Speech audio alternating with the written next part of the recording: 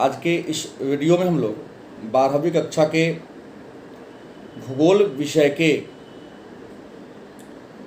Chapter number 8 जिसका नाम है परिवहन एवं संचार विश्व के संदर्भ में, मतलब विश्व के संदर्भ में परिवहन और संचार के बारे में कुछ महत्वपूर्ण लघुत्तरीय और दीर्घोत्तरीय प्रश्न पर हम लोग परिचर्चा करेंगे।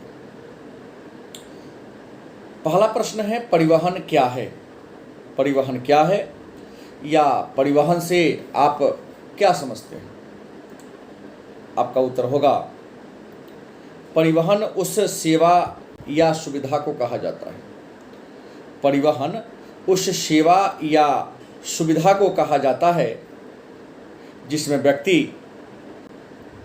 व्यक्तियों या वस्तुओं को एक स्थान से दूसरे स्थान तक ढोया जाता है।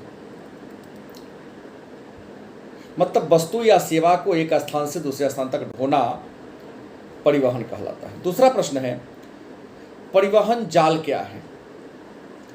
परिवहन जाल क्या है या परिवहन जाल से आप क्या समझते हैं? आपका उत्तर होगा, जब अनेक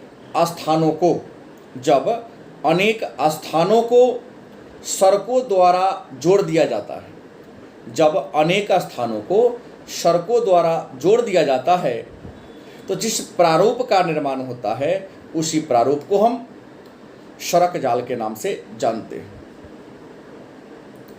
अगला प्रश्न है, स्थल परिवहन क्या है? स्थल परिवहन क्या है या स्थल परिवहन से आप क्या समझते हैं? आपका उत्तर होगा, भूमि के माध्यम से, मतलब जमीन के माध्यम से या भूमि के माध्यम से एक स्थान से दूसरे स्थान तक जाना। जमीन के माध्यम से एक स्थान से दूसरे स्थान तक जाना, किसी वस्तु या सेवा को ले जाना या ले आना स्थल परिवहन कहलाता है।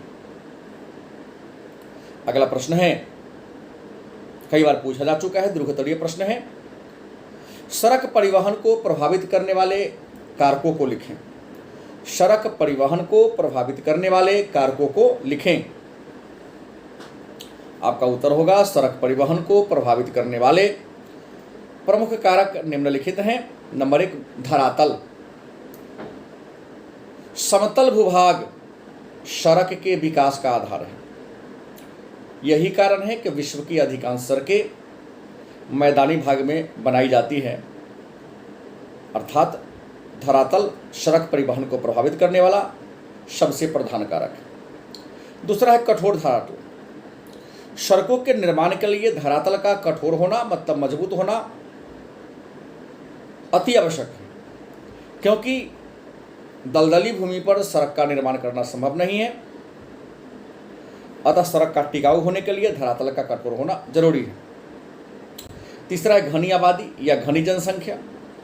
सड़क के निर्माण के लिए जनसंख्या का सघन होना या घना होना जरूरी है, क्योंकि जिस क्षेत्र में जनसंख्या सघन होगी परिवहन के साधनों को यात्री मिलेगा और वह लाभदायक होगा। उसके बाद सामाजिक और राजनीतिक कारक। सड़क परिवहन को प्रभावित करने वाला सामाजिक और राजनीतिक कारक भी महत्वपूर्ण है, क्योंकि सामाजिक और राजनीतिक कारक जिस देश में स्थिर होती है, सामाजिक और राजनीतिक व्यवस्था अस्थायी होती है, स्थिर होती है, वहाँ सड़कों का विकास ज़्यादा होता है। और इसके विपरीत जिस देश में सामाजिक और राजनीतिक अस्थिरता होती है, अशांति का माहौल होता है, उस देश में सड़कों का विकास नहीं हो पाता है। अगला प्रश्न है, महामार्ग क्या है? महामार्ग क्या है या महामार्ग से आप क्या समझते हैं? आपका उत्तर होगा, दूरस्थ स्थान को जोड़ने के लिए, मतलब दूर के स्थान को जोड़ने के लिए पक्की सड़कों का निर्माण किया जाता है। दूर के स्थान को जोड़ने के लिए या दो दूरस्थ शहरों को जोड़ने के लिए जिन पक्की सड़क का निर्माण किया जाता है ताकि आवागमन अबाध रूप से, मतलब बिना किसी रोक टोक के चलती रहे, उसको महामार्ग कहते हैं। और अब महामार्ग सामान्यतः 4 लेन और 6 लेन की होती है। अगला प्रश्न, रेल पथ किसे कहते हैं और यह कितने प्रकार का होता है? रेल पथ किसे कहते हैं और यह कितने प्रकार का होता है? आपका उत्तर होगा, लोहे की बनी पटरी पर, लोहे की बनी पटरी पर या लोहे की बनी पटरी पर रेलगाड़ी चलती है। मतलब रेलगाड़ी लोहे की बनी पटरी पर चलती है, लोहे की उस पटरियों को ही हम रेल पथ कहते हैं। या रेलगाड़ी जिस लोहे की बनी पटरी पर चलती है उसको हम लौह पथ या रेल पथ के नाम से जानते हैं। रेल के दो पटरियों के बीच की दूरी के आधार पर रेल पथ को चार भागों में बांटा गया है। पहला बड़ी लाइन, बड़ी लाइन में दो पटरियों के बीच की दूरी 1.5 मीटर से ज़्यादा होता है, मतलब 1.5 मीटर से ज़्यादा होता है। दूसरा है मीटर लाइन, इसमें रेल के दो पटरियों के बीच की दूरी 1 मीटर होता है। तीसरा होता है मानक लाइन, इसमें रेल के दो पटरियों के बीच की दूरी 1.44 मीटर होता है। और चौथा है छोटी लाइन, अंग्रेजी में नैरो गेज या सरकड़ी लाइन, इसमें रेल के दो पटरियों के बीच की दूरी 0.67 मीटर होता है। अगला प्रश्न है, विश्व के प्रमुख पार महाद्वीपीय रेल मार्गों का नाम लिखें। विश्व के प्रमुख पार महाद्वीपीय रेल मार्ग का नाम लिखें। आपका उत्तर होगा विश्व के प्रमुख पार महाद्वीपीय रेल मार्ग, मतलब वह रेल मार्ग का नाम लिखना है यहाँ पर जो एक महादेश से दूसरे महादेश में जाती है। निम्नलिखित है। नंबर 1 ट्रांस साइबेरियन रेल मार्ग, दूसरा पार कैनेडियन रेल मार्ग, तीसरा union and central Pacific rail मार्ग, चौथा ऑस्ट्रेलियाई ट्रांस कॉन्टिनेंटल रेल मार्ग और पांचवा है ओरिएंटल एक्सप्रेस रेल मार्ग। अगला प्रश्न, ट्रांस साइबेरियन रेल मार्ग क्या है? कई बार पूछा गया प्रश्न यह भी। ट्रांस साइबेरियन रेल मार्ग क्या है? आपका उत्तर होगा ट्रांस साइबेरियन रेल मार्ग विश्व का सबसे लंबा रेल मार्ग है। ट्रांस साइबेरियन रेल मार्ग विश्व का सबसे लंबा रेल मार्ग है। इस रेल मार्ग की लंबाई 9332 किलोमीटर है। यह रेल मार्ग रूस के पूर्व में स्थित व्लादिवोस्टोक नगर से रूस की राजधानी मॉस्को होते हुए रूस के पश्चिम में स्थित सेंट पीटर्सबर्ग बंदरगाह को जोड़ती है। यह रेल एशिया महादेश के पूर्वी छोर से प्रारंभ होकर यूरोप महादेश के पश्चिमी छोर तक जाती है। इस रेल मार्ग में यूराल पर्वत, ओब नदी और एनेसी नदी पड़ता है। इस रेल मार्ग से यात्रा करने में 7 दिनों का समय लगता है। अगला प्रश्न है, पार कैनेडियन रेल मार्ग क्या है? अगला प्रश्न है, पार कैनेडियन रेल मार्ग क्या है?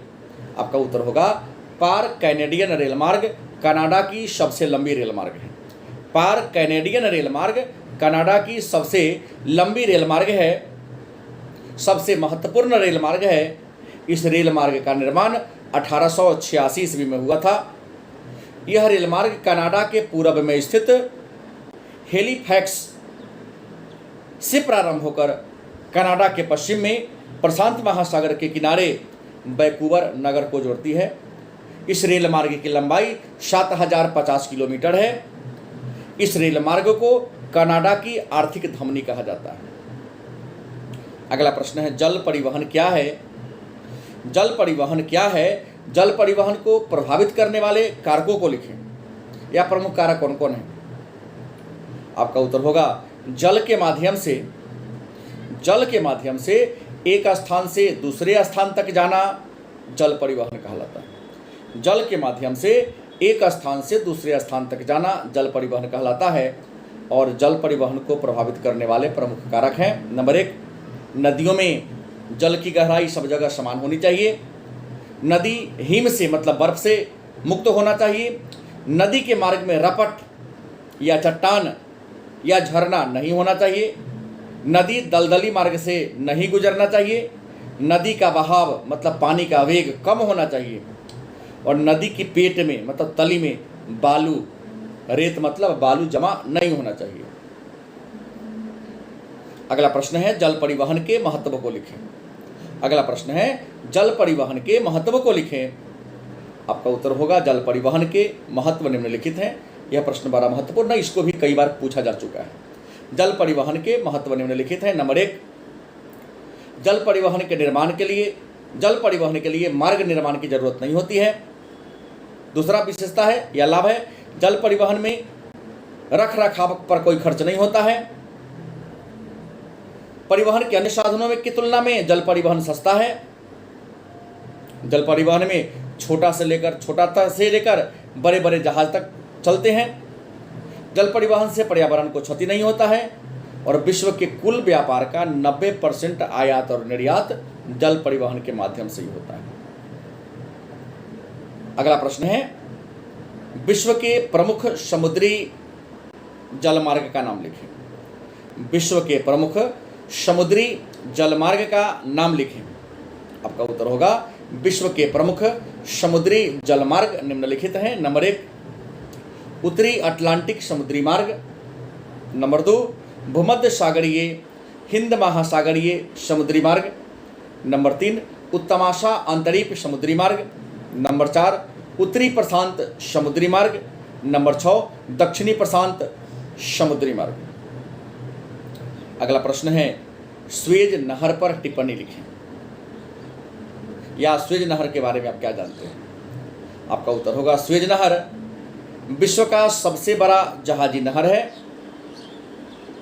यह नहर भूमध्य सागर और लाल सागर को अलग करने वाली स्वेज जल डमरू मध्य को काटकर बनाया गया है।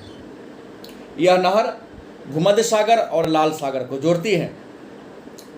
इस नहर का निर्माण फ्रांस के इंजीनियर फर्डिनेंड डी लेसेप्स के देखरेख में हुआ।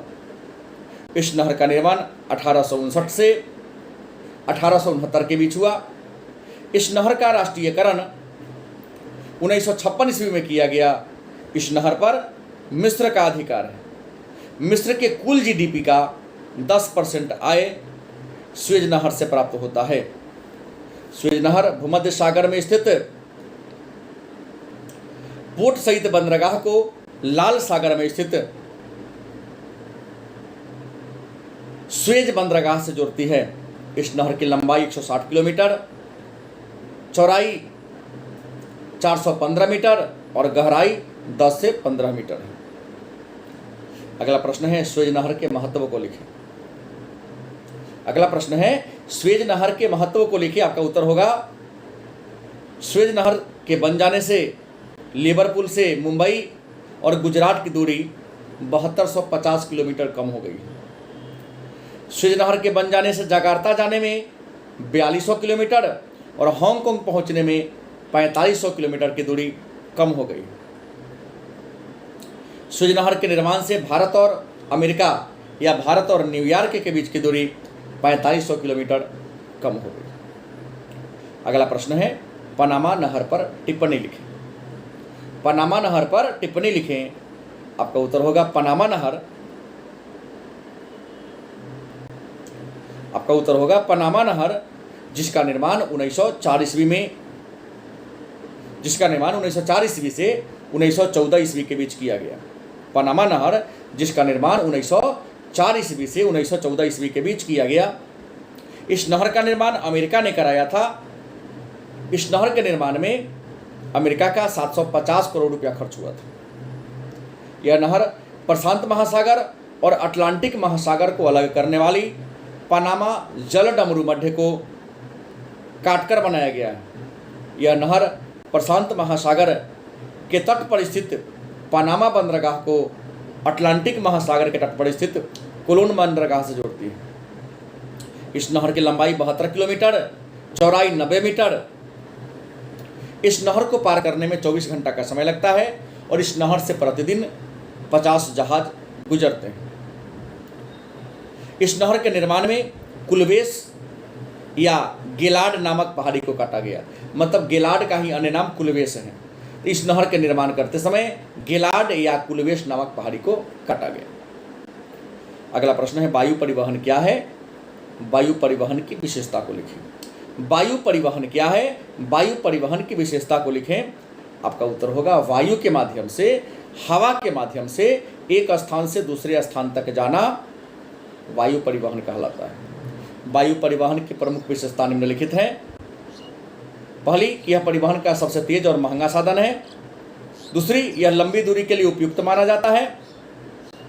इससे हल्का और शीघ्र खराब होने वाली मूल्यवान वस्तु को ढोया जाता है। यह पर्वतीय, मरुस्थलीय और हिमानी क्षेत्र के लिए उपयुक्त है। यह युद्ध के दौरान, लड़ाई के दौरान ज़्यादा उपयोगी साबित होता है और प्राकृतिक आपदा के समय राहत कार्य को पहुंचाने में, राहत सामग्री को पहुंचाने में बड़ा ही उपयोगी होता है। अगला प्रश्न है वायु परिवहन के दोष को लिखें। तो आपका उत्तर होगा वायु परिवहन के प्रमुख दोष निम्नलिखित हैं। नंबर 1, यह बहुत महंगा माध्यम है। दूसरा, यह आम व्यक्ति के लिए उपयुक्त नहीं है। तीसरा, मौसम और तकनीकी खराबी के कारण दुर्घटना का भय बना रहता है। और चौथा, इससे दोष है कि इससे बड़े पैमाने पर ध्वनि प्रदूषण होता है। अगला प्रश्न है पाइपलाइन परिवहन क्या है, इसकी विशेषता को लिखें। पाइपलाइन परिवहन क्या है, इसकी विशेषता को लिखें। आपका उत्तर होगा पाइप के माध्यम से तरल पदार्थ को एक स्थान से दूसरे स्थान तक ले जाना पाइपलाइन परिवहन कहलाता है। पाइपलाइन परिवहन का सबसे नवीनतम साधन है। इसकी प्रमुख विशेषता है नंबर 1, इसे तरल और गैसीय पदार्थ को ढोया जाता है। इसे दुर्गम क्षेत्र में आसानी से बिछाया जा सकता है। तीसरा, इसके संचालन और रखरखाव में बहुत कम खर्चा होता है। लेकिन चौथी विशेषता है कि इसके सुरक्षा का कार्य बड़ा कठिन है। अगला प्रश्न है पाइपलाइन परिवहन के महत्व को लिखें। पाइपलाइन परिवहन के महत्व को लिखें। आपका उत्तर होगा पाइपलाइन परिवहन के महत्व निम्नलिखित है। नंबर 1, इसका प्रयोग तरल और गैसीय पदार्थ को ढोने में होता है। दूसरा, न्यूजीलैंड में दूध को पाइपलाइन के माध्यम से ढोया जाता है। अमेरिका के कुल परिवहित माल का, मतलब ढोए गए माल का 17% पाइप के माध्यम से ढोया जाता है। और पाइपलाइन के माध्यम से तेल के कुआं से, पाइप के माध्यम से तेल शोधनशाला तक बड़ी आसानी से तेल को पहुंचाया जाता है। अगला प्रश्न है साइबर स्पेस अथवा इंटरनेट क्या है। साइबर स्पेस अथवा इंटरनेट क्या है? तो आपका उत्तर होगा विद्युत, मतलब बिजली, विद्युत द्वारा कंप्यूटरीकृत स्पेस के विश्व को साइबर स्पेस कहा जाता है। यह वर्ल्ड वाइड वेबसाइट द्वारा आवृत, मतलब घिरा रहता है। अगला प्रश्न है इंटरनेट के लाभ अथवा इंटरनेट के उपयोगिता को लिखें। इंटरनेट के लाभ अथवा इंटरनेट के उपयोगिता को लिखें। आपका उत्तर होगा इंटरनेट के निम्नलिखित लाभ या उपयोगिता है। नंबर 1 में इंटरनेट के द्वारा इलेक्ट्रॉनिक मेल के माध्यम से किसी भी पते पर पत्र व्यवहार किया जा सकता है। दूसरा, इंटरनेट द्वारा किसी भी चैट ग्रुप से वार्तालाप किया जा सकता है। इंटरनेट द्वारा किसी भी पुस्तकालय के पुस्तक को पढ़ा जा सकता है। किसी भी विश्वविद्यालय के बारे में, किसी भी अस्पताल के बारे में जानकारी प्राप्त किया जा सकता है। इंटरनेट के द्वारा घर बैठे बैठे ऑनलाइन शिक्षा को प्राप्त किया जा सकता है। इंटरनेट के माध्यम से विज्ञापन भी किया जा सकता है। इंटरनेट के द्वारा घर बैठे बैठे बैंकिंग सुविधा प्राप्त किया जा सकता है। और इंटरनेट के माध्यम से आप अपराध पर भी नियंत्रण कर सकते हैं। अगला प्रश्न है भौगोलिक सूचना क्या है। भौगोलिक सूचना क्या है, इसके प्रमुख अंग कौन कौन हैं? भौगोलिक सूचना क्या है, इसके प्रमुख अंग कौन कौन हैं?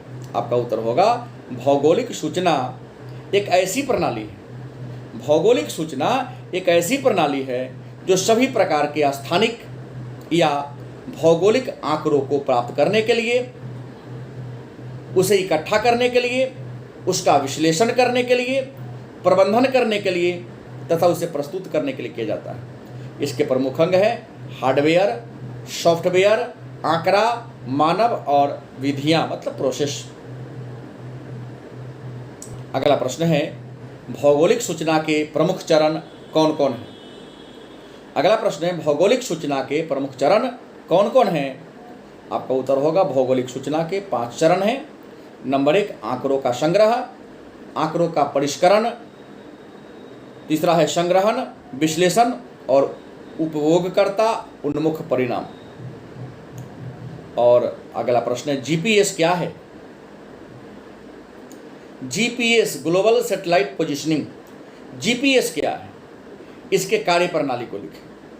आपका उत्तर होगा जीपीएस एक ऐसी अंतरिक्ष संचालन व्यवस्था है। जीपीएस एक ऐसी अंतरिक्ष संचालन व्यवस्था है जो हमें किसी भी प्रकार के मौसम में पृथ्वी के किसी भी भाग पर अव्यवस्थित तथा समय की सूचना उपलब्ध कराता है।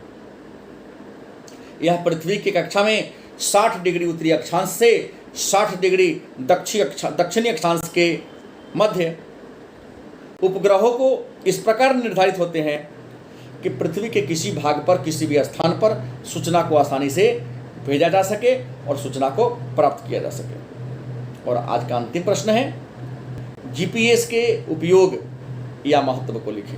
मतलब हमारे लिए जीपीएस कैसे उपयोगी है, तो आपका उत्तर होगा जीपीएस के द्वारा हम किसी कंपनी के माध्यम से अपने परिवार के सदस्यों के बारे में, उनकी स्थिति के बारे में, वह क्या कर रहा है इसके बारे में जानकारी प्राप्त कर सकते हैं। दूसरा,